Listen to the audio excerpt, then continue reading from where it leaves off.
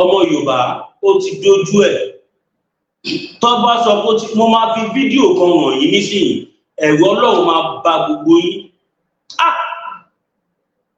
tẹ́ bá rí millions of oúnjẹ táwọn Fúlàní display just because wọ́n fẹ́ jẹ́ ká rí ká mọ̀ pé àwọn òṣìwọ̀n Nàìjíríà mọ̀ àwọn àgbààgbà Fúlàní wọ́n sọ oúnjẹ wọ́n flash ẹ̀ fún wa ká lè mọ̀ wípé yíyọ ẹkùn tó jókọ́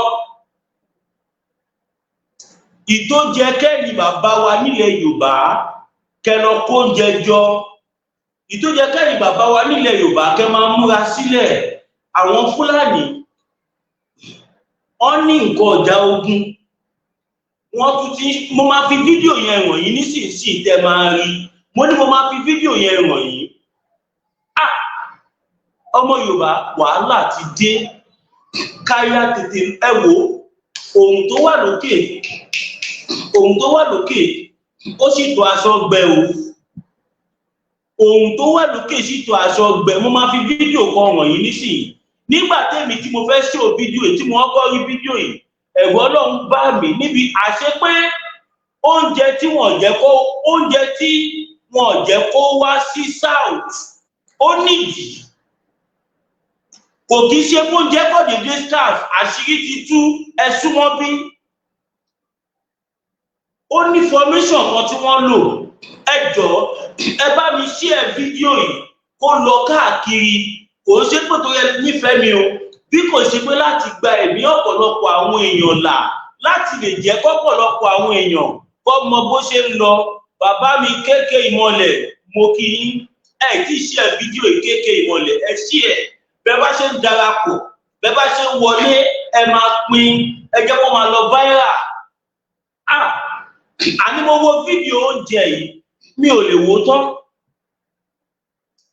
àṣẹ pé gbogbo oúnjẹ ṣe scarce ní south west ní east ní south south wọ́n dìídì ṣe bẹ́ẹ̀ ni wọn ò gbà kí àwọn àgbẹ̀ wa dáná wọn ò gbà kó dáko àwọn àgbẹ̀ tí wọ́n wá ń dáko ìgbà tó wá dáko ẹ tán ó wá kójọ sí gbogbo ibì kan àwọn company tó produce spaghetti macaroni indomie ó wá páàkì gbogbo oúnjẹ yẹn jọ ó wá kó sínú warehouse kan ẹnìkan ló pè mí lójú fídíò yẹn sí mi tẹ́yìn náà bá wo fídíò yìí ọ̀rọ̀ tí mò ń sọ máa yé yín kábíyèsí Elédùmarè ṣé àwọn Fúlàní ṣé ẹ̀jẹ̀ ló wà lára wọn ṣá ẹ̀ẹ́dẹ̀ máa sọ pé wọn ò gbọ́n ẹ máa ní wọn ọmọ kan tó ń ṣé Fúlàní tí ó kàwé tó ń da màálù ṣóun náà ló ní ọgbọ́n yìí lórí this is to show us that these people knew what they are doing wọ́n ní àwọn master planner tó ń bá wọn tó everything mo dẹ̀ mọ̀ pé bàbá wa Bọ́lá Ahmed Tinubu wọn lè sọ pé àwọn mọ̀ nípa nǹkan tó ṣẹlẹ̀ yìí nísìnyí báyìí wọ́n wá display oúnjẹ yẹn everything wọ́n ní gbogbo ilẹ̀ Yorùbá tẹ́ bá lọ sí ilẹ̀ Haúsá sùn wọ́n ti kó gbogbo oúnjẹ nílẹ̀ wọ́n tún ó ní fídíò kan tó ń trend fídíò yẹn ó tún yàtọ̀ sí tí mo fẹ́ play yìí ọ̀pọ̀lọpọ̀ á ti máa rò pé ṣé fídíò tí gómìnà tó sọ̀rọ̀ ìyẹn kọ́ o fídíò eléyìí tí mo fẹ́ play mo fi Ọlọ́run búra fún yín tí bá play fídíò yẹn tán ẹlòmíì àbúsígbe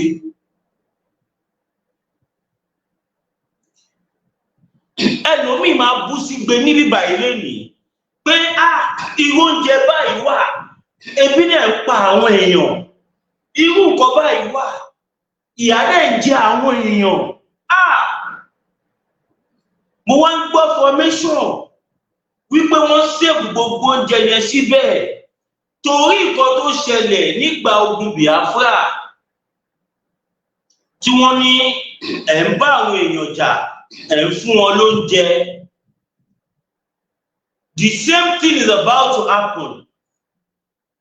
Àwọn Fúlàní ti mọ̀ páwọn fẹ́ jagun more than 20 years. Wọ́n ti wá múra sílẹ̀. àwọn bàbá tiwa nílẹ̀ Yorùbá tó bá wọ agbádá wọn lọ sí pati Wasiu Ayinde ni. Táwọn bàbá tí wọn lọ́rùn tó bá wọ agbádá wọ́n fẹ́ lọ ṣe mítìn bí ìyà ò ṣe ní jà àwọn ọmọ wọn ni. Wọ́n fẹ́ lọ ṣe mítìn báwo la ṣe fẹ́ ṣẹ́gun tó ń bọ̀ yìí ni. Ẹ̀yin bàbá wa ó dẹ̀ dá mi lójú pé tí irú fídíò báyìí fi bọ́ sírú èmi lọ́wọ́ definitely á ti bọ́ sọ́pọ̀lọpọ̀ àwọn àgbààgbà Yorùbá lọ́wọ́. But wọ́n ṣe bẹ́ẹ̀ ni pé àwọn ò rí i. Torí irú nǹkan báyìí ni bàbá wa ṣe Sunday Igboho ni wọ́n fi dìde pé láyé ìyà ò gbọdọ̀ jẹ ọmọ Yorùbá mọ́. Kàkà kí ẹ̀yin àgbààgbà kan kẹ́ dìde kẹ́ kún wọn lọ́wọ́ àbà. Ṣùgbọ́n a dúpẹ́ lọ́wọ́ Ọlọ́run bọ́lọ́ ń fà jùlọ wọn gbogbo yín. Ibi tẹ́ fọkàn sí ọ̀nà gbàbẹ̀. Ibi tẹ́ fojú sí ọ̀nà gbàbẹ̀. Bẹ́ẹ̀ ṣe rò kó máa ṣe rí bẹ́ẹ̀ kọ́ ló ṣe rí. Ọpẹ́ ni fọ́lọ́run. Ẹ wá dúró oúnjẹ tí mo fẹ́ ṣò yìí. Ẹ sọ fún mi tó bá ṣe mistake dá oúnjẹ yẹn sí circulation. Ara máa tu ẹrú, ara máa tu ọmọ. Ìdí tí mo ṣe ń ṣe àlàyé fídíò yìí ni wípé 6 minutes ní fídíò yìí. Ẹ imagine kọ́ máa fi 6 minutes show bí tí wọ́n kọ́ jẹ sí. Ó jẹ́ kẹ́ mọ̀ pé nǹkan kì í ṣẹ̀ṣẹ̀ ràgó. Àwọn Fúlàní ti múra ogúnlẹ̀ tipẹ́tipẹ́. Àwọn kan kàwọn tó leak video ní fídíò yẹn o. That video is a leak video. Yes. Àwọn tó wá ń wọ́n abẹ́ wọn sọ pé the video we don't want they keep this food to ṣe kìíní kan we are going to put it in circulation. Nísìnyí báyìí wọ́n ti fẹ́ máa fún àwọn fámìlì wọn nílẹ̀ Haúsá wọ́n ti fẹ́ máa fún wọn lóúnjẹ yẹn nísìnyí torí ọmọ pé anytime from now wàhálà lè bẹ̀rẹ̀ kọ́ lè jẹun kọ́ lè yò kọ́ lè lè gungun láti bá wa fa wàhálà. Ṣé mo kí mo sọ kọ́kọ́ mo ní àwọn mo play fídíò kan fún wa. Mo play fídíò bí táwọn Fúlàní ti ń sá lọ tí wọ́n ti mú wọn nílẹ̀ Ìgbò. Wọ́n ń lọlé wọ́n lọ gba oúnjẹ láti wá mú kí àràbà wọn wá túnra mú. Ẹ̀yin lórí wa nílẹ̀ Yorùbá bàbá wa Onírìṣà bàbá wa Aláké bàbá wa Àwùjalẹ̀ bàbá wa Ayọ̀ Adébánjọ bàbá wa Olúṣẹ́gun Àrẹ̀mọ Ọbásanjọ́ bàbá wa Bọ́lá Ahmed Tinubu bàbá wa Ewì Adó bàbá gbogbo ẹ̀yin lọ́balọ́ba ilẹ̀ Yorùbá oúnjẹ tí mo fẹ́ fi hàn yìí tí bá ti fi hàn yín tán ó máa da kí àwa Yorùbá ká tètè pé àjọ tó nírònú. Torí tí bá play fídíò yìí tí ẹ̀yin lọ́balọ́ba tí ẹ̀ wá tí ìkọ̀kọ̀ sọ̀rọ̀ lẹ̀ Yorùbá á jẹ́ pé ọ̀dájú abiyamọ ni gbogbo yín.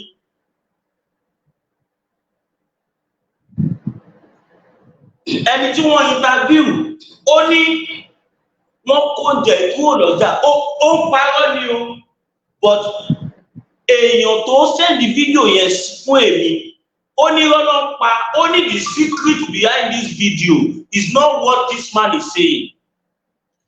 Ẹni yẹn fọwọ́ sọ̀yà fún mi ó lẹ́ni yẹn parọ́ pé wọ́n tà sọ́jà kí nǹkan lé wọ́n lọ́jà ni wọ́n ṣe tà sọ́jà.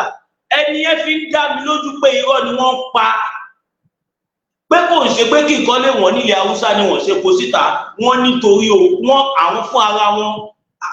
Ṣebí gbogbo wa la gbọ́ nígbà tí wọ́n hàn kọ́ náà àwọn àgbààgbà wọn jáde tó ní kó wá announce pé kí Tinubu pín Nàìjíríà tí wọ́n pọ̀ tí wọ́n pín Nàìjíríà. Ọmọ pa àwọn fẹ́ jagun. Fídíò tí mo fẹ́ play tẹ́ bá wò àṣírí tó wà nídìí ẹ̀ ni mo ti fẹnu sọ fún yìí. Ẹ jẹ́ play ẹ̀ báyìí. Kábíyèsí Elédùmarè. People are very wicked. Àwọn èèyàn dájú. No. a dẹ̀ ń sọ fáwọn bàbá tiwa à ń sọ fún yín ṣùgbọ́n àwa ọmọ yín yẹn lè rí bí ọ̀tá gẹ́gẹ́ play video yìí. kai tsaye daga nan wani rumbun ajiyar kayayyaki kenan da ke unguwar Dawano inda shugaban hukumar karɓar korafe ta jihar Kano wato muyi magaji Rimin Gado ya kawo simami nan kamar inda masu sauraro za ku iya kallo taliya ce haka aka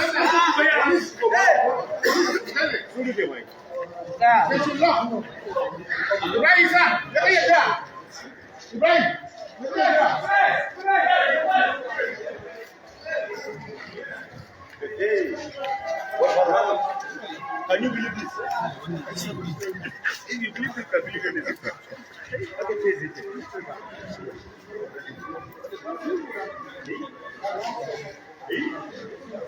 nan za ku iya kallo sukari ne haka a ajiye a cikin wannan store.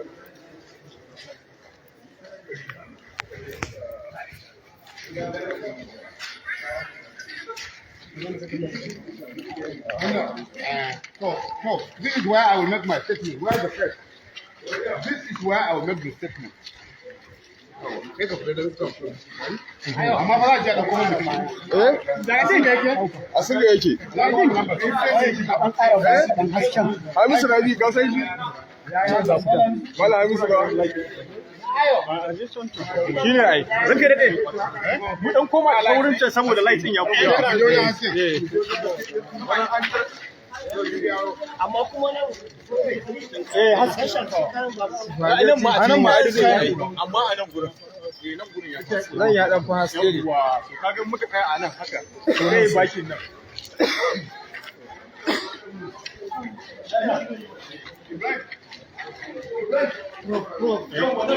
Nice, okay. Yes. What the number wire?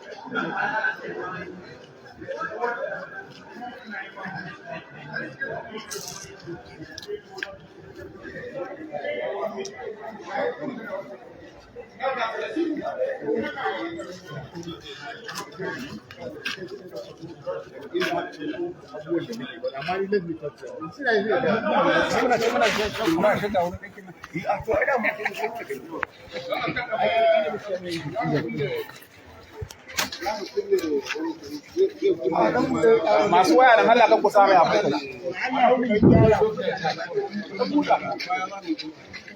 fata. Is the light okay like this? Sorry.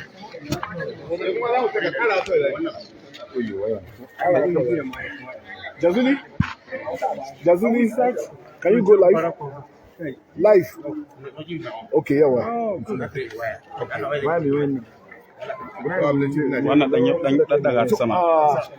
Chairman, what are we having here today? Well, as you can see, the Kano State Public Complaints and Agricultural Commission made its promise that we are going to embark on fight against holding of essential commodities in the state. And today, because we have started in this following day after we had a press conference. That was last Thursday. That was last Thursday. And we have made a significant impact towards, stopping the rise. Because, we have experienced the instant rise in the price of essential commodities. Within a week, rice has jumped from 52,000 to 61,000 within a week. So that is why we swing into action And alhamdulillah, as from yesterday, from what we are hearing, and after this, we are going to the market to ascertain what is happening. We were able to stop the instant increase. That is number one. That is a major landmark achievement. Number two, we have believed that if we sustain the tempo, we will be able to bring down the prices, inshallah, within no time. So as you can see now, we have gone around the warehouses. We meet series of issues, which after we go back to the office, we are going to digest it. But one fundamental thing is, virtually each and every store we entered, they will be claiming that it's the World Food Program stores. We wonder if a World Food Program will starve the country while taking the food somewhere else. You can see where I was told here today, within 1 month, the price of maize has jumped from 30,000 to 60,000.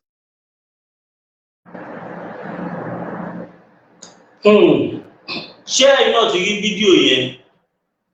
Ẹni tó sẹ̀ǹdì ẹ̀ sí mi, ó ní ká má dá wọn lóhùn pé wọ́n lọ pa, pé wọ́n ṣe bẹ ní pé àwọn ò mọ̀ pé ó wà bẹ́ẹ̀. Wọ́n ṣe bẹ ní pé wọ́n fẹ́ control price. Wọ́n ṣe bẹ ní wọ́n fẹ́ jẹ́ kí ìyàn tó wà ní ilẹ̀ Haúsá kó kúrò. Wọ́n ní irọ́ ni. Wọ́n ní fídíò tí mò ń wò yìí. Wọ́n ní fídíò yẹn.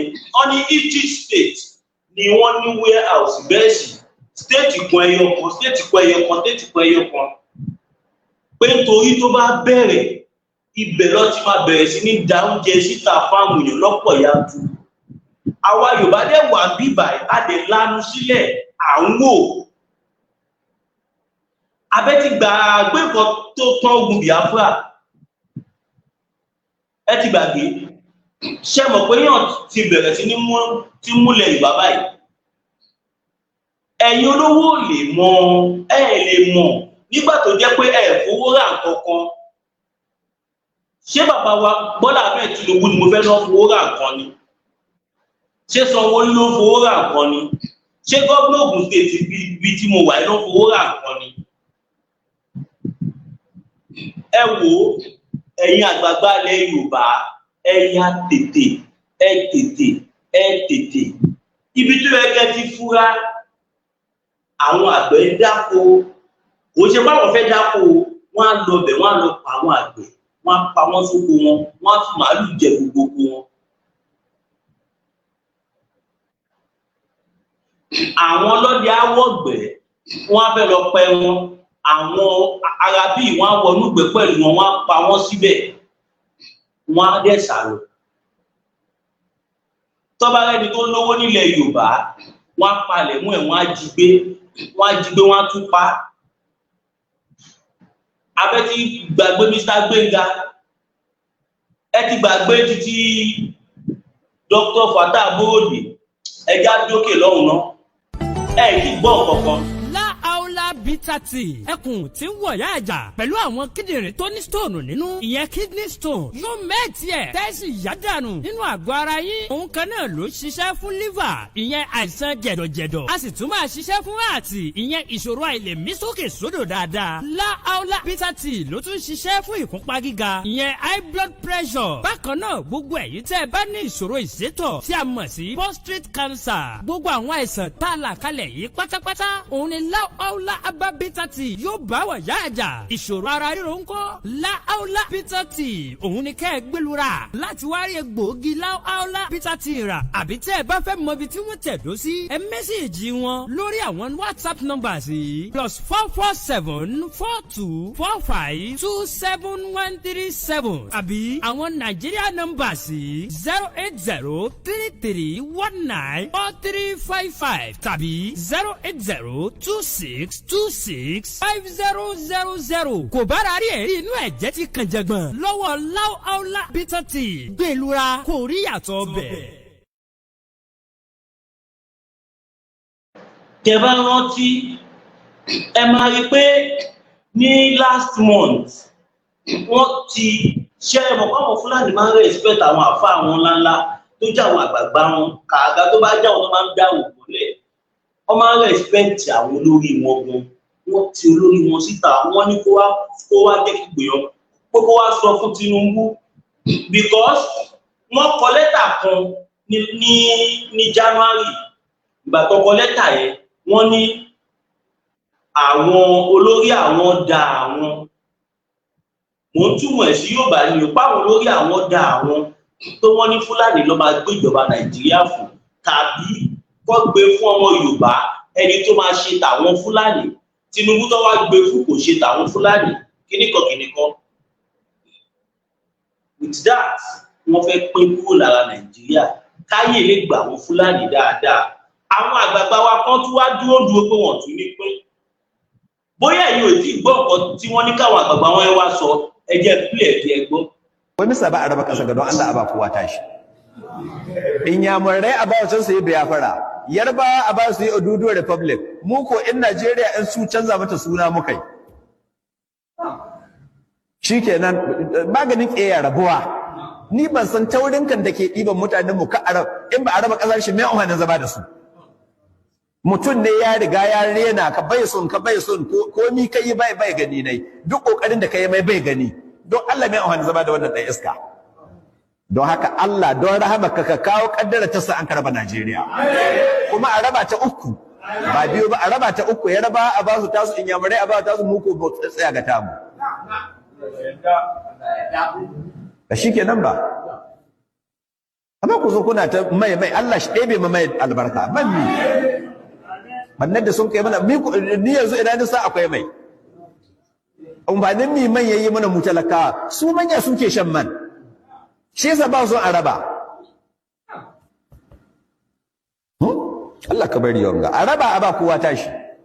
Kowa Allah ku kwashe tunun buka dauka har da gino ne haka iko. Sannan ina kira ga ahidda innam da Kanu a bashi Biafra, a basu Biafra, mu ko mai tsaye mu nan da yanga mu samu ta mu suna. Amma wace Najeriya mu sa mata wani suna. Shikenan an huta, kowa ya ce in ka ga yaro na kí ló le nínú láti jẹ́ kó ní kálukú máa lò. After all, gbogbo ẹ̀yin olórí wa nílẹ̀ Yorùbá kò sí kọ̀tẹ́ fẹ́ láyé tí ẹ̀ tí ní lọ́wọ́. Bọ́lá Tinubu èwo tó ṣe wèrè ọ̀sán pé káàsì tẹ̀kímà owó àgbà gúrì lẹ́dọ̀ àpọ̀ gidagida ìwọ Bọ́lá Tinubu ìwọ olóṣì ni ẹ Bọ́lá Tinubu ìwọ olóṣì ni olórí burúkú olórí kékeré òwò kẹ́ẹ̀tù wá tẹ̀ Bọ́lá Tinubu kúkú ó burú òun kà.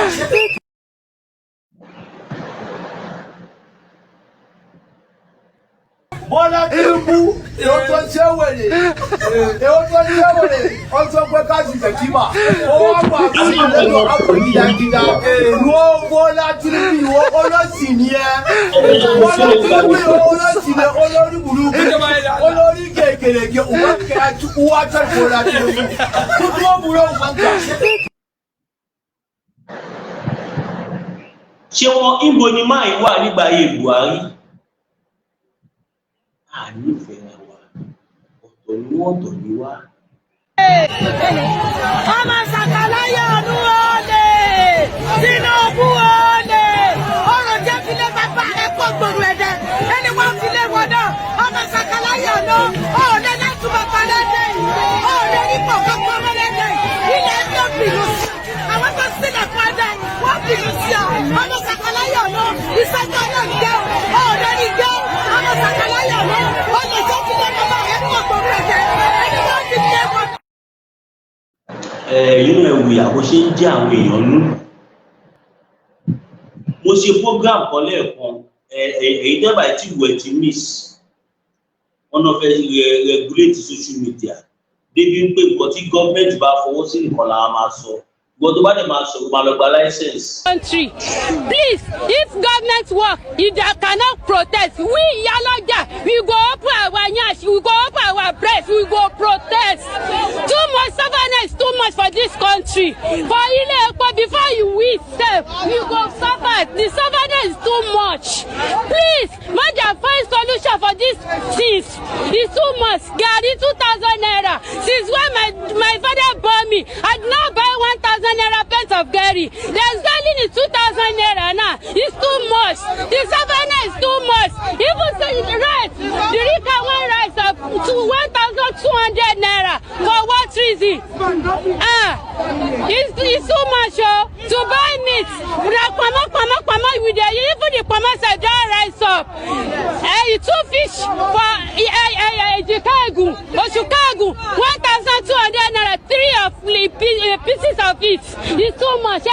Sanuwa, Baba wa Sanuwa, Boda wa Sanuwa, Yayipo ejo, Sanuwa ti pọ̀jù, ebi ń pa wá, ẹ̀dẹ̀ sọ pé ìyà ọ̀jẹ̀ Nàìjíríà yà ń jẹ wá.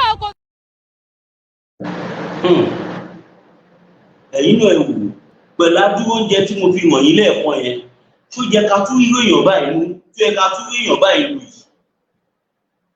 Mọye resources ta ní Nàìjíríà ni ó ní fídíò kan tó sẹ́ndì sí mi ò fẹ́ gbé fídíò yẹn jáde tẹ́lẹ̀ wàá gbé fídíò yẹn jáde báyìí sí. Ẹnìkan ṣe documentary ó jẹ́ ká mọ̀ wípé gbogbo epo tí Nàìjíríà ń tà owó àwọn British ló ní ó lọ. Gbogbo nǹkan ọrọ̀ ajé Nàìjíríà 15% or bóyá 10% péré lọ fún Nàìjíríà kì yóò kó lọ sọ́dọ̀ àwọn British nítorí bàjẹ́ Nàìjíríà náà tó ní kálukú bá pín oníkálukú máa bá tiẹ̀ lọ. Ẹ̀yin ọba wa síbẹ̀ yìí náà ni bàbá wa ẹ máa lọ. Tí n bá gbórúkọ Sunday Igboho àyà mi ò tó jáde kò sí nǹkan kan òtútù ó mú mi pẹ̀lú. Òtútù ti mú ẹ. Ọ wá parọ́ pé òrírò ẹ̀rí kọ́. Látijọ́ tí wọ́n ti bí mi rírò ẹ̀rí. Níjọ́ tí mo gbọ́ pé Sunday Igboho ń tún lọ Ògùn State báyìí níjọ́ náà mi ò lè sùn. Ẹ lọ níjẹ́ olùsí ọmú. Jagun. Some people say Jesus Christ did not fight. Matthew 26. Matthew chapter 26. Láti 51. From 51. Nínú àwọn ọmọlẹ́yìn ẹ̀ kó nǹkan ogun sára. His disciples had ammunitions for war. Gbàrà tí wọ́n mú Jésù báyìí. Immediately Jesus Christ was caught. Pétérù fa ìdáyọ. Peter drew out his sword. Ó ṣá ẹnìkan létí and cut somebody's ear. Ẹ̀gbọ́n tí Jésù sọ. Do you hear what Jesus Christ said? Kò ní kó sọ ìdá He ẹ̀. did not tell him to throw away that sword. Ó ní ta tẹ́ padà sínú akọ ẹ. He said keep back that sword in the shirt. Tẹ́ padà sínú akọ ẹ. Keep it back in the shirt. Ẹ tó bá fi ìdàlá máa fi pa. Anybody that kills with the sword shall die by the sword. Nísìn. Now. Wọn ò tí ì pa ẹnikẹ́ni. Nobody has been killed. Wọ́n kàn mú mi ni. They have just caught me. O lè lo idà láti fi pààyàn náà. So you don't have the right to kill anybody with ṣùgbọ́n a tó sword. bá pa ènìyàn. But when they kill. Ìdàlá ò fi pa ẹni tó pa yìí. That person will be killed as Tó well. sọ nìyẹn náà. That's what Jesus Christ was saying. Tẹ́ bá tún lọ sí ìwé ìfihàn. If you go to the Revelation. 13 verse 10. 13 verse 10. Ẹ tó bá pààyàn nípa idà. Anybody that kills by the sword. Nípa ìdàlá ó ti pa. Shall by the sword be slain. Bíbélì sọ náà. That's what the Bible says. Mi ní kẹ̀kẹ́ kìlẹ̀ lóògùn. I'm not saying you should start going to Rárá. herbalist house. Rárá. No. Ṣùgbọ́n. But. Ẹ ṣeun tẹ́ mọ̀ pé ó tọ́ tó yẹ. Do things that you know that are right. Láti fi protect ara yín, àwọn ọmọ yín, ọkọ yín, ìyàwó yín, ìlú yín, agbègbè yín. That you can use to protect yourself, your family, your surroundings, your environs. O ò lè gbé ìbọn. If you cannot bear arms. Bíbélì sọ pé ká padà sí ilé. But the Bible says we should go back pé home. ká fi ẹ̀kọ́ Kristi tì ná.